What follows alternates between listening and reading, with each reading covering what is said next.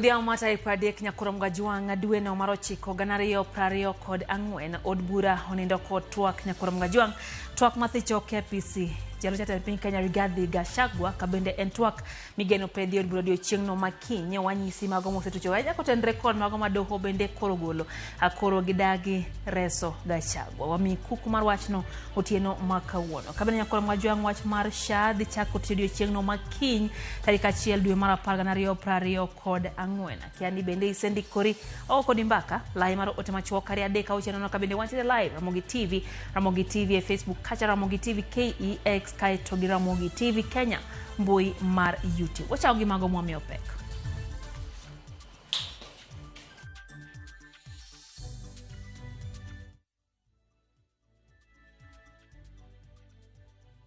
Yitgo do weyo kata do pungu choncha mondo bed free. Sirikal olero ni ikruok oseketi moromo ne chako ayango okumba mar SHIF kowuok kuom NHIF odiochieng' makiny jopiny to pod nitiere kod ng'ur. Doho mamalo dagi chungo chenro mathicho oko jalup jatend piny Kenya Rigathi Gachagua e kinde ma en bende owacho ni thuolo pod nitie mar Ruto loko pache. Niki gwera ila mulo dinga to koro agonyo ji kaka party marwa ni koro ndikuru gino mondo koro gole nikech ka koro yawo kodwa lweny wambe koro nyakwa gore. Kweth manoki od bura oyango ni kaka jod bura mag Azimio la Umoja One Kenya Alliance gedhi wuok oko karom gi mar siro paro mar golo jalup jatend piny Kenya Rigathi Gachagua e tich. Kuna gari ilikuwa imekuja hapo KCQ 166J kuelezea zaidi walishika Morara wakamweka pingo. Okwach kicho mako Morara Kebaso ma en jago ma osebedo kalorore ei Kenya kafwambo kendo okeyo weche manyiso kaka sirikal oserem tieko chenro mag dongruok.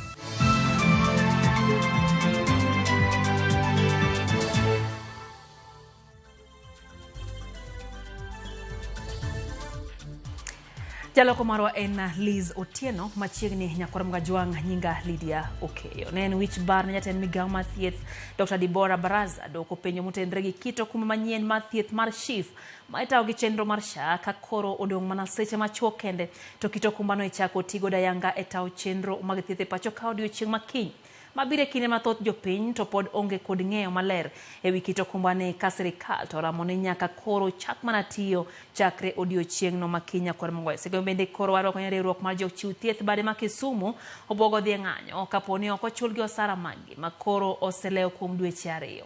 Jochiw thieth go bende ywak ne okumba manyien mar thieth ma omigi onge kod teko moromo resogi e kinde ma gimanyo thieth. Ne gimedo siemo sirikal ma Kisumu kuom koso rito jotijegi maber kendo rem rango ratiro margi. Solidarity forever, for the legs are strong. Forever. Solidarity forever. Opposite social law, Temudo School. Assault. Akuja hapa ni.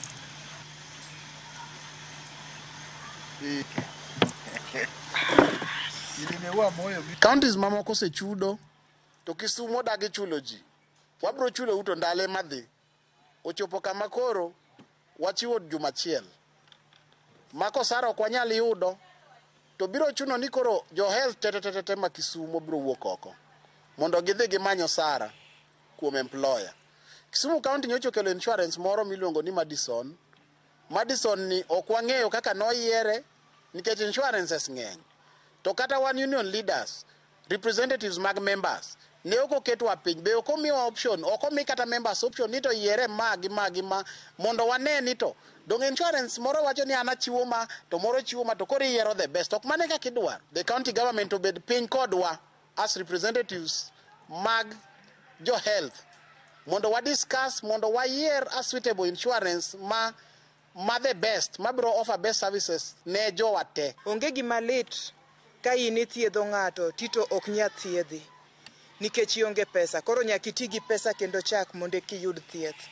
Koro wamedo mana jiwo ne jotendwa mar Kisumu County ko chakore gi governor wa moluor ka giyie to gichulwa to kok ginya chulwa mar dweche 2 mwasetiyogi to chuno ni kochopo wuok tich to wante wabo wuok oko mondo wawe tich wamany kaka dwa yud kaka dwa pidh jowa. Mga jwang twak mar wuoke ne NHIF kendo dhi SHA kaachiel gi SHIF ne nitiere od bura kawuono kambe jatend migawo mar thieth Baraza mano Dr. Baraza nochopo kanyo Dibora mar goyo mbaka ewi chenro ni kabende oganda medo penjo mopogore opogore nyakoro mga jwang hawinje sigana ne. Ka odong' mana seche machuok kende to kit okumba mar thieth mar SHA chako tiyo pachoka. Penjo mathoth medo nyuolore ewi kaka kit okumbano biro tiyo kendo kaka ibiro ng'adi omenda go ir jopiny. Oganda jo Kenya pod medo golo ywak ewi pek mar rwako nyingegi e chenro mar okumba manyien no.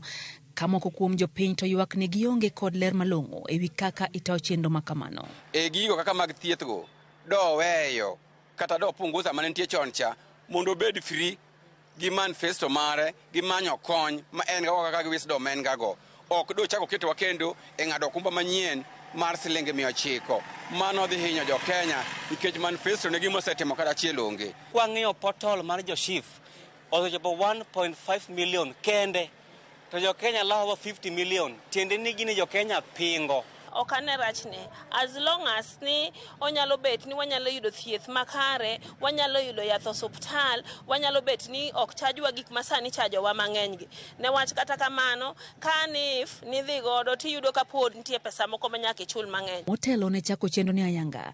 Jatend migawo mar thieth Dibora Baraza ne oketi tago maliet madoko penjo ewi chenro no e kinde mano ochopo nyim komiti mar od bura marango weche mag thieth. Penjo mane nenore ka gima ne onge kod duoko makare wigi. How have you categorized them? That this category will pay this much, this category will pay this much. We just want that flow. Yes, for Ministry of Education, the challenge was the bands were larger, but for us, the bands are smaller. And that is why... Which are, just explain to us that band, what are the bands you have?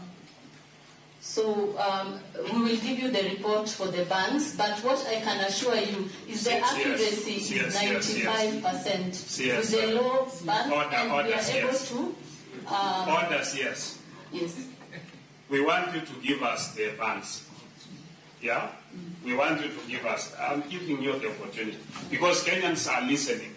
They want to see their cabinet secretary for health telling them that when you are in this, we are going to categorize you based on this means testing. Yes. We also want to know that all the people involved do not have any link with either providers of insurance or providers of healthcare in this country, because those have been in the papers. You have not given us information to dispute them. So deep inside our hearts, we still believe it is there until we get information from you. Barasa wacho ni nyaka sani oganda jo Kenya maromo milion 2 osendikore okumba mar thieth no makoro igeno ni biro miyo jo Kenya thuolo mar yudo thieth mowinjore. We are happy to report that as of 29 September 2024, more than 2 million Kenyans have successfully registered into SHA. That is 2,019,588 registrations. Jotije mag NHIF osingnegi ni ok gibiriem gi tich kata obedo ni kit okumba manyien no biro chako tiye pachoka e kinde ma piny owacho osechako pogo gigo makore biro tiyo godo e chenro no osiptende ma pachoka kokalo kuom bad migawo mar KEMSA. And the master trainer of trainers for the Social Health Authority staff who are 80 and the county TOTs who are 600 have been trained on the provider portal. We are happy to report that 5,000 tablets have been distributed to the county offices. SIM cards activation has also been conducted with data present. Migawo mar thieth oyango ni oganda ma osendikore biro yudo thieth manono ne jotuo osiptende mag level 2 e pachoka mangima. Ka bende migawo no oyango chiwo sir mag masinde ndikruok osiptende mantiere kod ng'ikruok e teko mar stima. Penjo mathoth ma oganda jo Kenya koro penjore ni to ang'o mabiro timore ne jo Kenya ma koro biro bedo ni pok ondikore chakre kiny. Wadhi mago mag siasa nyakon mga jwang kama domo malo tamore kwayo mar chungo chenro mar chwalo twak mar thicho oko yalo jatend piny Kenya Rigathi Gachagua e od bura. Jal buche Bahati Mwamuye kata kamano koni bura ne biro yalta ka 7 dwe manyien matimore ka od bura ikore mar biro winjo paro mar twak mar thicho Gachagua e pisi odiochieng' no makiny. Gachagua wuon to nyotwa kod ute fwamo malendo gi dho ganda jo Mount Kenya ka ote mare en jatend piny Kenya William Ruto pontiere kod thuolo mar loso kinde gi oganda jo Central. Walter Nyambaga nengiler. Luoro kod ong'wengo medo kwako apisi mar jalup jatend piny Rigathi Gachagua. Kudong' seche to twak mar thiche ok apisi pedho e od bura. Mani kaluwore kod doho mamalo motamore chungo kwayo mar chenro mar chwalo twak mar thicho jalup jatend piny Rigathi Gachagua. Ing'eto mogol kod jayalo buche Bahati Mwamuye. Moko ni burano ibiro mul kendo tarik 7 dwe manyien. Bura madwaro ni mondo chungi chenro mar od bura thicho oko Gachagua nyochwalie doho gi mane en jagoro mar UDA Cleophas Malala. Mimi ninatafutiwa makosa lakini E twak mare kod ute fwambo mag oganda mawuok Mount Kenya, jalup jatend piny Rigathi Gachagua okone jatend piny William Ruto ni thuolo nitiere matin mar loso kama osekethore kendo duoko ng'iyo e kinde kod jolut ombulu ma Mount Kenya. Rais Agali yako na nafasi ya kukaa na watu ya Mount Kenya vizuri, aheshimu viongozi wao, akae vizuri na sisi, atimize zile ahadi ambaye alipeana. Hao watu ya Mount Kenya ni watu reasonable. Mimi sioni wakiwa ni watu wabaya, ni watu wazuri na ni watu wako na shukurani na ni watu ambaye wanaheshimu viongozi. Rigathi masani neno mudho uchikore gi chien ni en ne oko kwayo omenda maromo bilion 8 kaka pok mar siro jatend piny William Ruto kuom kwano ombulu mane oyudo Mount Kenya koponi riembe lep e sirikal. Ketho moried ne Rigathi kendo umo ye piny ni ihangone. Hata niliona watu wengine jana, leo niona gazeti ikiandika mambo ya upusi. Ati niligonga pesa ya rais ati nikidai shilingi bilioni 8. Mimi sina haja na pesa. Kama ningekuwa ni mtu iko tamaa ya pesa, ningekuwa huko siku ile. Lakini mimi sina tamaa na pesa. Mimi ni mtu sina mahitaji mingi. Jalup jatend piny kata kamano konil William Ruto dudore gi wach kendo medo wito jo Kenya e wi wach riwruok mar Ford Foundation. Rigathi okoni ne itude kod ng'anyo mag Gen Z pacho ka, to nyadichiel Ford Foundation bende ne ilwero gi koni. To kendo William Ruto nogo bende nochako romo kod Ford Foundation e piny Ingereza. Rais wa Kenya alisema wenye kupanga hii maneno ni watu ya Ford Foundation. Ford Foundation inakuwaga Amerika. Ofisi ya Rigathi Gachagua iko pale Karen. Sasa mimi nauliza watu yangu wanafanya kwa Ford Foundation. Rais ndio mwenye kusema, ndio wako na ushawishi mkubwa katika Jamhuri ya Kenya, na kile ametamka kila mtu anaamini iko namna hiyo. Rais mwenyewe alisema, si mko na hiyo habari ya kwamba wenye kupanga hii maneno ni watu ya Ford Foundation. Sasa wafanyikazi wa ofisi yangu wanafanya Ford Foundation. Rigathi omnono kendo kwedo ng'eyo weche mag kambi mag adani machano kawo lapar ndeke mar JKA. Rigathi okone pache chal mar jopiny kendo en jal machiko ite ne jopiny. Mambo ya adani sijui lolote kuhusu lolote. Mimi nasoma kwa gazeti, kwa mitandao vile mnasoma, na mimi nafuatilia vile wengine wanasema. Hiyo maneno mimi sijui. Ewi mano bende owacho ni dibed gima ok ni kare ni kweth mar ODM odonje serikal kendo rocho kwe. Ile tu itatushangaza ni kama watu ya Raila watatumika kutufukuza, kwa sababu itakuwa pia amekuja kwa serikali kuchangia kuleta shida kwa serikali. Walter Nyambaga, Ramogi TV. Jalekweth jod bura manok od bura Millie Odhiambo nyiso jod bura mag ODM ne osir paro mar thicho oko jatend piny Kenya Rigathi Gachagua ya PC. Millie wacho ni odhi lego kweth jod bura manok mondo mi osir lwedo parono makori geno ne dhi chwali od bura odiochieng'no makiny. En owuon oyango ni oseketo sei e parono motelo ne chwalo paro kata chwelo mare e od bura. No osire kod Women Rep ma Homa Bay Gladys Osogo. And your parents are seated. All of you to Gembe war.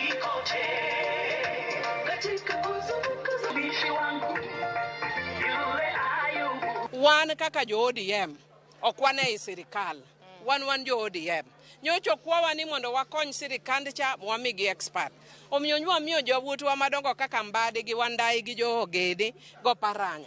Koro konyo sirikal. To ok wach ni mano wan sirikal, wan ODM kata gin nyochu nendo ka gitimo their party meeting. ODM ne onge. Na gin mana kendgi kendo nyocho girwako ratong. Wambe kwa biro to wan ma ODM dwarwako mana orange. Omiyo gimadwa wacho ni ok wadonje od ng'ato, bok wadwa ng'eyo lwenjgi, bok wadwa makore gi weche lwenjgi. Omiyo osiepewa, gi wetewa, gi jo Kenya wa ma Central nyocho kwawa ni kik wamul got. Ma wan kaka jo ODM mabe chunygi ler moko ero lweny. Nyocha wacho ni wan ok wamul got. To nyoro ka winjo to asewinjo wabunge 2. Masani ka piny koro dhiero wangi to koro igwera e wadagi. Omiana wacho kaka chief whip ni kigwera Raila Amolo Odinga to koro agonyo ji kaka party marwa ni koro ndikuru gino mondo koro gole nikech ka koro yawo kodwa lweny wambe koro nyakwa gore. Ka paro nu ung'e maber ni ombuchwa ne waywa kaka jo ODM ni nokwal. To gimo kwalo ok dhi maber kamore gorruok maneno ni. Pacha nyisa ni kamore gorruok ni. Omiyo gik moko ruogore tudore to tuomore Kenya Kwanza manifesto botamore to tek toya to wan kaka leaders nyakwa to fulfill our mandate. Omiyo gorruok gino to gilosi mano advice mara ma is very honest.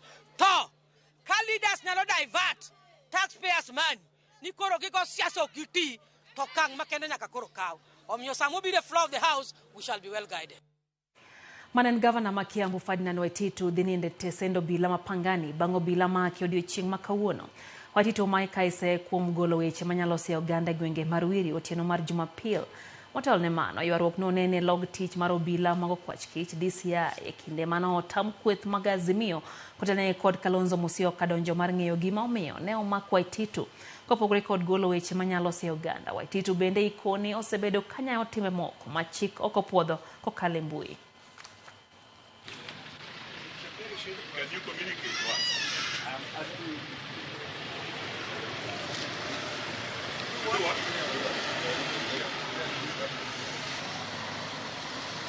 Any unexplained arrest like that of grabbing Mheshimiwa Waititu and shepherding him to DCI headquarters is nothing short of an abduction, because we don't think it follows due process. They could have gone to court, obtained orders, looked for him, right? But we have come to say no.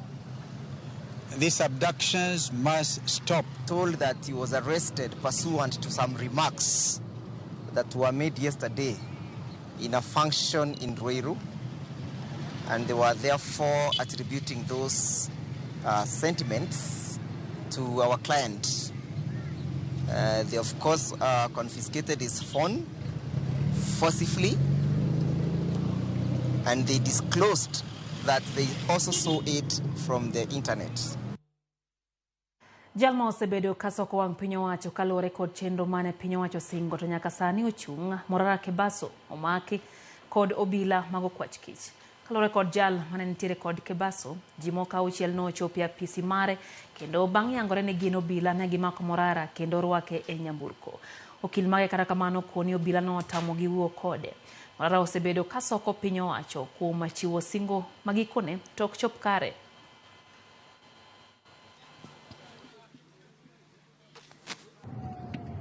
Wando wameka siren. Alikuwa anauliza nyinyi ni wakina nani? Hawakumwalao wakamshika, mpendua hivi kujaribu kujitoa akawekwa pingo. So mimi jaribu kualiza kusukuma kidogo au pia wakanitolea mmoja alitoa bunduki. So ikabidi tu ninyamazie kwanza bado.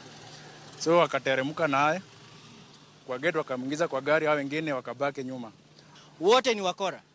And they should be called out. As it is right now, Morara anashikwa hana wakili, hajaambiwa mbona ameshikwa, hatujui nani amemshika, lakini hao majambazi wanajiita polisi. At the point of arrest, if it is the police, they are supposed to identify themselves and they are supposed to state the reason for the arrest. None of those happened. Walikuja tu, wakamchukua na wakatoka na yeye. Up to this point in time, we have tried to access him so that we can understand what is happening, but no one has been allowed to go in. So we can confirm that Morara Kebaso is being held incommunicado. We are giving the government 24 hours. 24 hours. In fact, 1 hour. To release Morara Kebaso.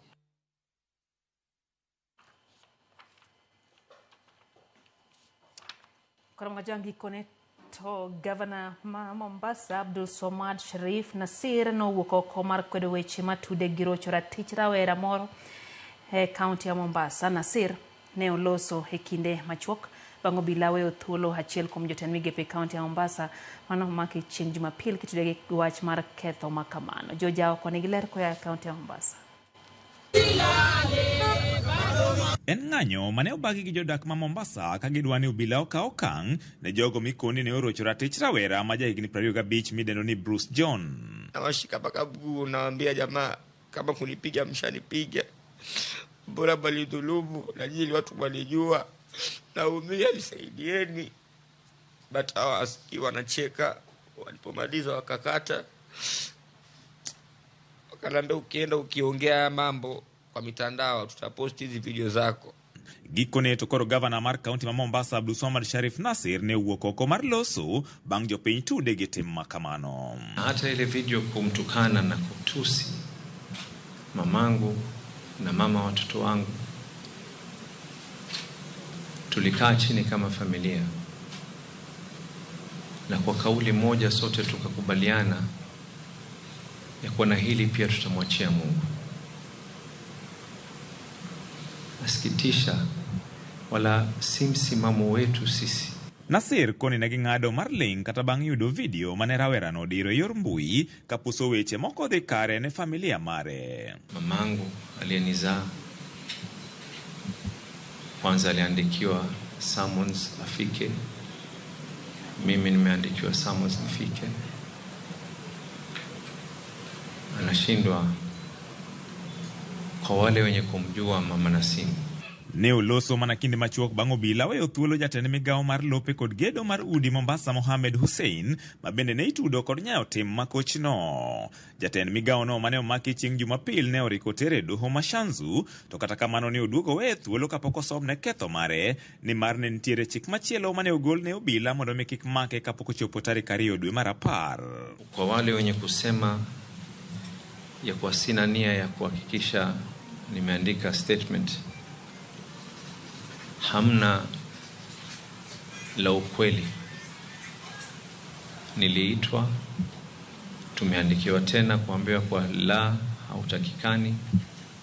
Mamangu aliyenizaa mama miaka 74 atanashindwa. Nyaka gie sani, achije ang'wen mitudo kod wach rocho ratich rawera no ne osemaki kendo buchgi dhi nyime. Leo yale ambayo kwamba yajaribu kwa sababu ya siasa kuniumiza mimi, kuniumiza na familia yangu, ukweli utakuja kudhihiri. Asanteni sana. George Aoko, Ramogi TV, Mombasa. Dakan pario kwa dek bang sa dek marutino chendo eno imure hero kamano kume dokete mana Ramogi TV kama moko kuom pachu kae nyakorom ga jong Pastor Collins Odindo wacho kayo ni an gimino de alili nyar kabondo Ramogi TV lere gwenge ma Kayole County ma Nairobi wacho ni siku ya nyani kufa kila mti huteleza kakoro en maroyuma kamano to karakoro rigiji hodhi hadhi adala koro kochopo ni odonjo regi baba Raila Odinga to an bende kora sei ni odhi dala wacho ni koro oyudo ka oseyie ni odhi sire kata kamano wacho ni kaka Millie Odhiambo se wacho no gin bende koro gisiro mondo mi odhi dala ogol nying Raila e dhoge chuth kendo ting' msalape wuon mano pach Pastor Collins Odindo. Kendo bende ote kanyo mar Evangelist Dan kawuok e gwenge ma Mombasa wacho kanyo walemu matek kendo walemu ne piny Kenya lweny mantiere sani ma jalup jatend piny Kenya oken marwa gilawo pachwa kendo MPs makaluowa bende koro bed motang. Jared Owiti bende Reverend Jared Owiti Ganda mar Christ Worship Pefa Chacha wendo wacho ni entiere gi Pastor Polo Uma Ndwala gi Mikache Avini mano nyar kuku Murangwe Pefa Church gin kanyo dala Kudira kata kamano wacho ni weche gi chope o makare gima odhiere ni wachadani to sani oling' thi kendo wacho ni onge ng'ama goe mbaka to weche gi hema koro dhi mbele ochech gi kamoro kanyo wacho kanyo ni Pastor Thomas Owiti kod Mheshimiwa Vicklins Bondo duto kaumos Ludi Oluoko kantie kod chendo gweng' ma Nairobi erokamano kuom keto Ramogi TV Odhiambo ma kawuono binaneno kanyo ote mara Kwala Ralfo kantiere Rusinga Highland wacho kachani Ramogi TV chopo ne Kasangwa yo makare kata kamano wacho ni Gachagua sani chunye go kibi yawa otimore ne marach manade kata kamano wacho ni gimano otimo ne baba okonya tony mano pache eno bende Mandela ni alla mar Kibiri Ward wacho no sayore budho mar Ramogi gi family mare kachiel gi Migi Krishna ni alla Ramogi TV lera ahinya kata wacho ni kainie kit telo mora e piny kato ikipar ni ber molo joma itelo negi kendo wacho ni koro kunj ba wach kaka ne Gachagua osebedo kabayo wach kendo wacho ni koro kendo kikichaki temi dir joma itelo negi pinyo kung'eyo ng'ata kendo gima kiny owacho kanyo ni okong'eyo. Guda ka Yesu nyisa kacha ni owuoro kaka otegu omako jalno manochike. Ma en puonj ng'ato nyaka tang' gima owacho kare wacha be nyalo chieno ng'ato. Otegu omako jachikne. Haya, mano Guda. Eno bende ote mar mwalimu Bernard Hamara gi mwalimu Jael gintere Migori County kachiel gi Mikaya wacho ni gimora ahinya gi chendo ni mar oyimore. Min pilot mar Ndiwa wacho ni en bende weche gi osechopo yo makare kendo mora ahinya kaka Ramogi TV lero ne gi weche go mabende chopo iro ganda jo Kenya e yo makare. En Otis Nyawade KE wacho ni Sindo Mwalo weche gi leri ahinya. Gachagua wek makore kod Raila ni makoro chocho winjruok mare gi jatend piny. Wacho ni ndalo ne makoro sechopo. Gaspar Osumba mar Msare gi Lame Koguta kachiel kod Mindo de Lydia okawo mos mage. Francis Wasuna mano Nyarahero wacho ni kanyo ni en bende uyoma ndi goche gi chopo yo makare kata mano wacho kanyo ni katugo wacho ni tuk State House magi ng'iyo. Simon Ongwe wacho ni lamo kende masani nyakonyo piny Kenya nikech wan matek kaka ogendni. Wacho ni weche gi chiche kaka dhi e pacho kae. Aus Nyar Ochola Sagab wacho ni en bende wolo kako tek girigi ji.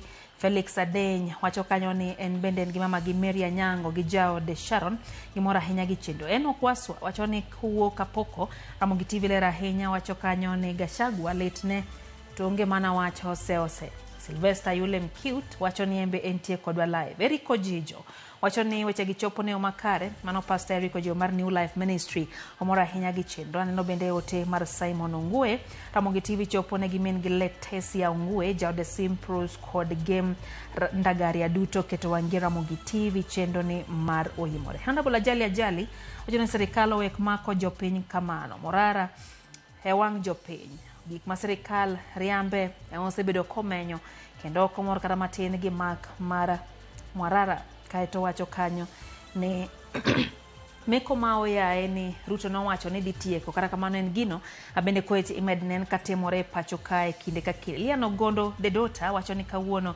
Gachagua kinyen mar ng'ama chielo ogando bed motang' oyo matin maino imore kiki dhi mabor.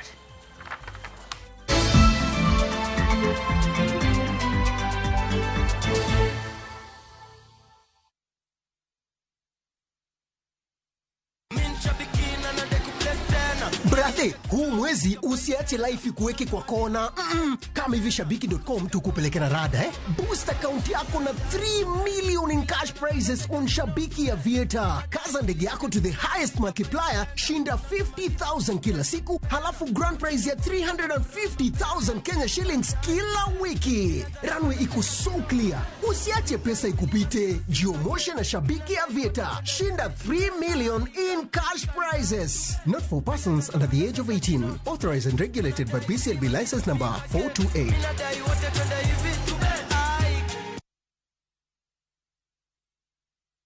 Female genital fistula FGF en tuo ma ikelo kod muoch ma oremo kuom kinde malach ahinya to kokao okang' mapiyo mar manyo thieth ma inyalo kelo mol mar oko matin gi maduong' ma ok chung'. Kik ibed gi luoro. Fistula inyalo geng' kendo nyalo thiedhore. Royal Media Services, Migao mar thieth e County ma Migori, M-Pesa Foundation, kachiel kod Flying Doctors Society of Africa, sani kwayo mine ma odak kod tuo mar fistula mondo wuog oko ne thieth manono mar fistula mabiro timore tarik 20 dwe mar 9 higani mar 2024 nyaka tarik 2 dwe mar 10 higa mar 2024 e Migori County Referral Hospital. Monige mathoth ywa tole namba 0727 337 337 kata 0735 kanyakla waduokuru nyadhi gi geno ne mine ma odak kod fistula.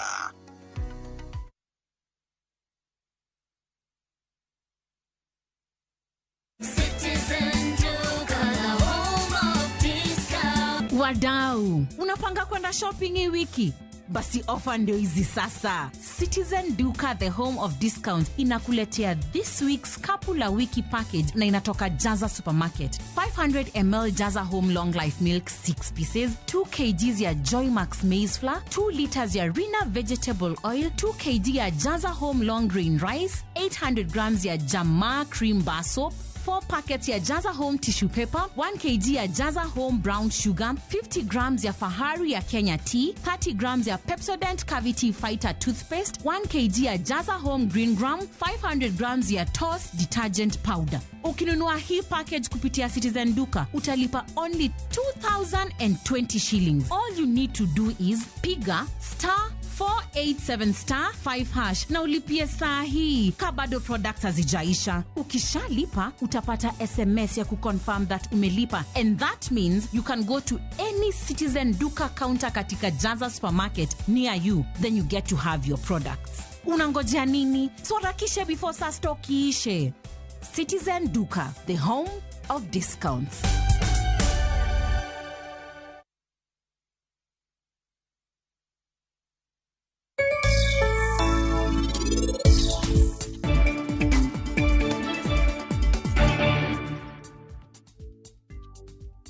Ngani bende wiye beradier? En sechunge koth kanyo, kuom seche marom nade?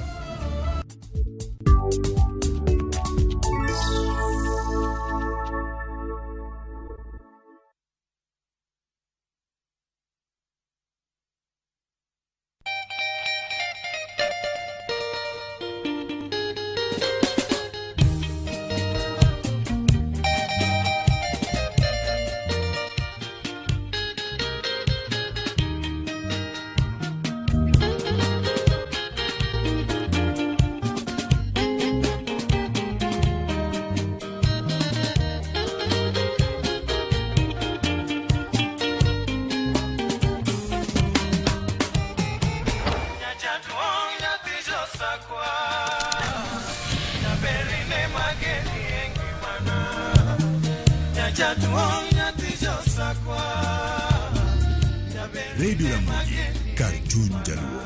Radio Ramogi.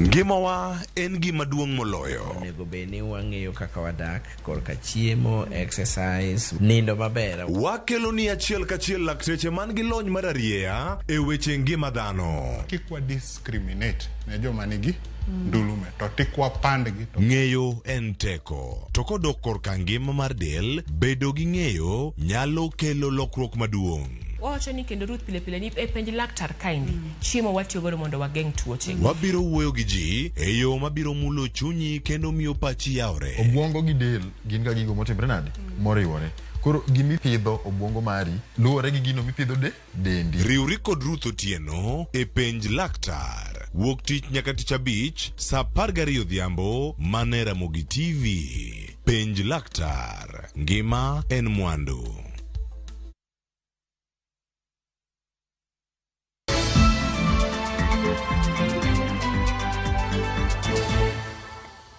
Machiegni kero nyakor mga jwang chenro eno imore wadhi mbele gi miweche manyien. Japuonjre moro ma jahigni 17 milpolo no chwado mone gi gweng' Manduro mantie Lego Usonga e kaunti ma Siaya. Emmanuel Otieno ma japuonjre mar skul sekondar ma Hambira Boys milpolo nyone godhiambo manyoro kanyori koriembo apiko. Yangora ni nyotingo nyithindgi moko ya apiko ne sach masira makamano. Jalup Ruoth manyandiwa sublocation Joseph Otieno lo olero ni nyithindgi go to ne otonye masira makamano. Kwa kuvia jalda mara nitie incident moro motimore kamoro na Nduro village Kenya timoro somo Ambira iluongo ni Emmanuel Otieno nyogi yale munyoro kaka pile gini kanisa idalagi Emmanuel Otieno no nyocha oriemb gini wach fee on Friday so nyoro ka yale munyogi budhe dala ka kwargi kanyo nyaka wuongi nyaka wadgi babagi tapen nodaga Yosia ya town koro nyoro request wuon nyathi monindo nono ko ne nyithindo moki town koro sama nyodhi otrwakre neno wuodi manyo pologo yoni to koni no ko ne nyithindo koro koni recho koni baba ko adwogo piyo ko engi okawo nyithindo go e pikipiki mondo drop gi town baso buo koringo en gimoro 400 meters ko idala gi mondo donje lam pologo gi kanyo magi podho kuma maber nyithindo manyo tingo go ina de nyoko hinyre to manyo podho bedo unconscious oro wa Samaria mema nyoti ne botere hospital upon reaching hospital to be pronounced dead. Body nyotero mortuary, one of the mortuary is a town car, but the matter gi report ka police of the same matter gi report ka police. Enja from 3 Ambira. Musayana anyola mar Emmanuel Nyasaye mondo migi ocho makende kinde mgi matek. Piny owacho bo migao mararita kone gidhi nyime kod twak ewi kaka ginyalo rakore gi midhiero kaachiel kod rochruok mag arita mosebedo kadhi nyime nam Lolwe kod alwora mage. Jagoro mong'ere migao mararita Dr. Raymond Omolo koni romono mokelo kanyakla pisas mawuok e pinje mokiewo gi nam Lolwe magin Kenya, Uganda kod Tanzania bende geto bero yore mag ohala e kindgi. Nam Lolwe koni osebedo kitiyo godo gi jomibadhi magolo dhano kowuok e pinje mamoko kitere pinje maoko e tok chik kaachiel kod nyayo wuodh mwandu ma oko puodhi kaachiel kod yedhe mameroji. So we are looking at how to coordinate better, how to build capacities, how to have a common understanding with the communities around the lake and also who benefit from the use of the lake on how to better manage those resources. While at the same time trying to minimize or eradicate crime that we know is common in the lake. Now, from this workshop, which will take the next 3 days, the teams are going to take stock of some of the developments that have happened over the 3 years when this program has been running, and also to look into how to take forward the positive lessons, as well as to also have an opportunity to visit parts of Mombasa County that are involved in similar activities. Piny owacho ma kaunti ya Migori osingo bero sekta masomo mar ECD ma osebedo kod midhiero kadwaro mar jopuonj eneo ne omed kwan jopuonj ma ondiki e yo mongirore. Jafwambo mara George Juma ne giler e kaunti ma Migori. Sekta no maso man nasari kata ECD ma okete lwet piny owacho ma counties e piny Kenya mangima osebedo kod midhieche mathoth. Nok mar kuonde somo kaachiel kod nok mag jopuonj osebedo moko midhieche madongo ma osebedo ka koro hinyo sekta ni e piny Kenya mangima. Ywak ma kamae bende osenenore e kaunti ma Migori, kata bed ni piny owacho mar kaunti ma Migori wacho ne gisetemo keto kenge mathoth mar bero sekta ni. To joga wagi slip mare king'iyo nyaka kawuono pod gin mana under probation, which is not good. Mamano no wacho ni nyaka wadhi work out mondo wane ka wanya konyogi mondo jogi obed confirmed in permanent and pensionable. An gi jopuonj mag ECD mag jo diploma kendo jo certificate 648. Nyocha machiegni ka nyocha jopuonj go te wane wa transition gi wagolo gi from their previous state mwaketo gi permanent and pensionable. Mano notimo chakri mar 6 higa 2022. Jopuonj mag ECD e kaunti ma Migori ywago omenda matin mar wuoth ma ichulo gi kod piny owacho mar kaunti ma Migori. Ka bende jagoro mar piny owacho mar kaunti ma Migori Oscar Lima wacho ni okenge mag medo omendani kowuok siling 800 nyaka 3,000 koro dhi nyime. Ichulo go siling 802, which is not good, and this one is against the law my Republic of Kenya. To kendo kata labor laws does not allow this. Ni mondo japuonj ngata matiyo mondo chul commuter masling 802. King'iyo kata sakila mar SRC mar Sara Serem no wacho the minimum pesa mowinjo bed ni miyo jatich as a commuter allowance owinjo bed 3,000.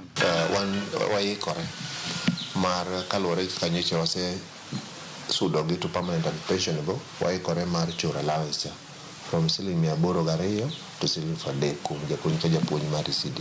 Jagoro marwok no majo tijego mag piny owacho mag kaunti ma Migori Silvan Saraja wacho ni jopuonj mag ECD bende osekwame ngasa achiel mar tich kuom kinde malach, kendo dwaro margi en ni mondo koro piny owacho mar kaunti okaw okang' mowinjore. Puonj no ondiki over 10 years ago. Jopuonj gi nyaka ne ndiki gi no nitiere mapok oyudo promotion kuom gi nyaka kawuono. Sani gitimo gi review the grading structure mondo mi japuonj ka japuonj ma puonjo ECD osacha olure gi the correct schemes of service. Nok mar jopuonj e skunde mag nasari kata ECD e kaunti ma Migori bende jopuonj go mag ECD e kaunti ma Migori koro ywak ne osemiyogi pek mar tich. Kwang'iyo the number of schools mantiere jopuonj pod tin Ombe akwayo county government onigori mondo many kaka wanyalo medo jopuonjgi mondo bede mang'eny. Sani aneno advert manyo keti mar medo jo ECD mana only 25. Kora akwayo His Excellency the Governor. Tend County ma Migori wadne giketo maino e gero klesego mag ECD e County ma Migori e ikomenda mar 2013 nyaka 2014 ka bende sani gidhi nyime kod keto kenge mamoko mar bero sekta ni mar somo. George Juma, Ramogi TV, Migori.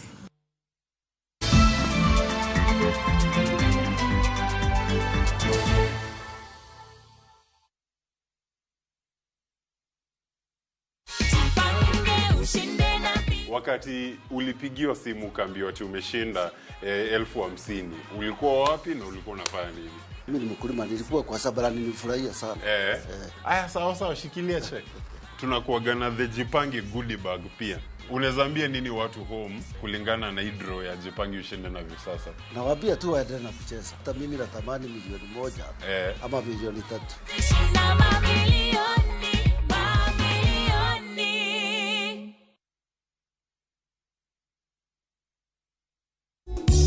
Nyasaye majalime,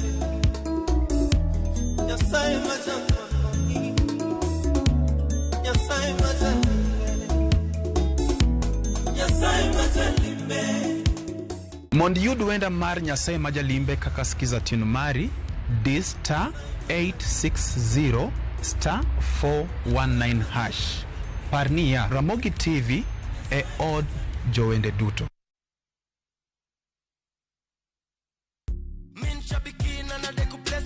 My name's Godfrey Mwirigi Minyori. I come from Meru. I'm a fan of the Aviator game. I learned about it on Citizen TV when I saw somebody that had won the game. I got interested in it and started participating. I've won quite a number of times, but this is the bigger of the wins that I have had. I like the game because it's a game that you can play anytime, anywhere, and it has no bias. And here you can see I'm getting my check for my recent win. Niko na project kadhaa zenye zinaendelea, nitaingia kwa hizo project na tunashukuru kwa Aviator. Aviator ya Shabiki.com inakupa the biggest multiplier in Kenya. Shinda up to 50,000 times your stake. Yani ukiweka stake ya 100 bob, ndege ipeperuke, unashinda 5 million within seconds. Changamkia Aviator on Shabiki.com. Not for persons under the age of 18. Authorized and regulated by BCLB license number 428.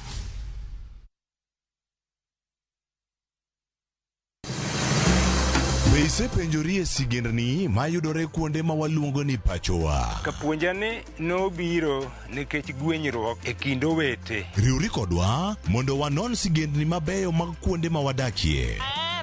Nera nitie. Ninyuo kongo kacha niluongo ni kilap joko wili. Kochakore bombe madongo nyaka e gwenge ma iye. Otusenge en pinjo imbo mar oganda kiluonu wasenge. Ng'e gigo mamiyo oganda ka oganda bedo mopogore. Nuengo ma wan godo ka en mar kunyo goldi. Urudi. En kama ji duoge ji ok lal. Ng'e weche mane osekalo. Chon chande lweny nitie kor e gweng. Rwako sigendni mag kuonde ma wadakie. Iwacho ni kibedo piny e kom, kineno ng'ama lwete fuare kama mano nyiso ni jakano mulo ka pigo sechope bwo mesa. Ng'e gwengewa chieng' tich ariyo saa 3 otieno mana e Ramogi TV.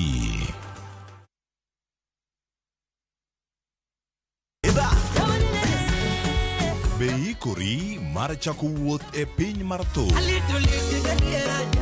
Thumbe mane oloko tieng' mang'eny.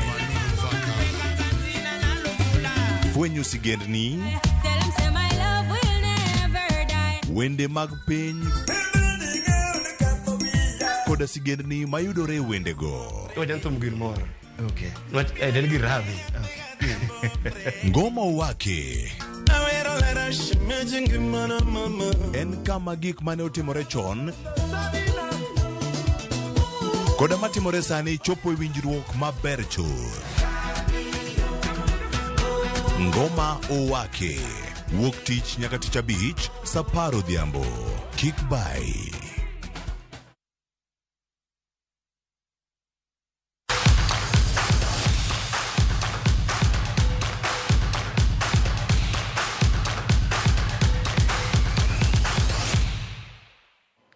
Machiegni mago mag tuke nyakor mga juang. Tim Kenya jotugo mayowuoyi ma hikgi ni piny mar 20 dhi nyime gi timo ikruok margi ne tuke mag manyo tiko, tuke mag pinje Afrika kokalo tuke mag Sekafa mibiro bagi e kind tarik 6 nyaka 20 dwe manyien e boma ma Dar es Salaam.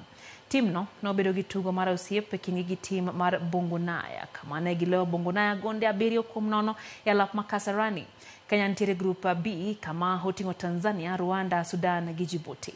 Timbe ariyo mabiro tieko e thuolo mokwongo e grup biro donjo nus finals ka timbe mabiro tieko e thuolo ariyo mokwongo biro ng'ado tiko tuke pinje Afrika higa manyien.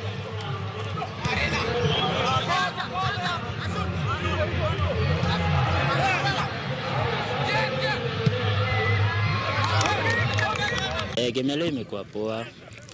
Kuna vitu tulikuwa tumefunzwa na makocha. Tumeweza kurectify makosa. At least tumeonyesha coach kuna watu tuko ready, pale tumekosea tunaenda kurekebisha. I hope next itakuwa poa. Tumejitayarisha vizuri, ukiangalia tangu hiyo wiki moja mpaka leo tumecheza friendly. So tumejitayarisha vizuri.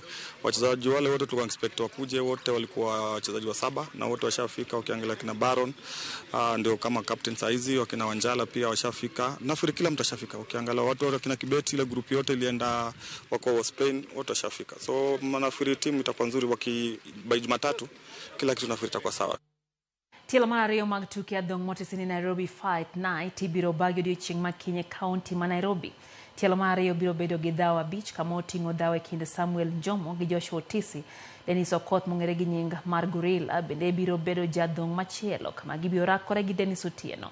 Dhaw no chan gi kembe mag Atwick Sports, Solid Rock Promotions kaachiel gi riwruok matayo tuke adhong' e pacho kae.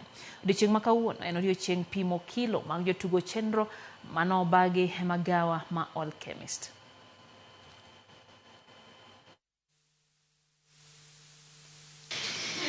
Zebediah Gogo on the weight scale. Center, please, I will use the space for the exciting 3rd edition of the Fight Night. Jaloch tuke mag handball season mokalo lig maduong' mar yowuoyi pacho ka NCPB nochako tuke gi season ni gi loch bang' loyo tim Mbarany ma Kenyatta gonde 40-17. E lig mar Okeni joloch tuke mag Super Cup higa 2024 Ulinzi Sharks noloyo tim mar Firehawks gonde 44-30 e tukgi mokwongo. Ulinzi Sharks noloyo Firehawks bende 19-12 kapok jotugo no yueyo. Dorothy Machuma nobedo jatugo masulwe ne Ulinzi Sharks bang' loyo gonde 10. E tuke mamoko tim mar Ulinzi noloyo tim mar Desert Scorpions e lig mar yawuoyi e kinde mane Strathmore bende noloyo Black Mamba gonde 22-20.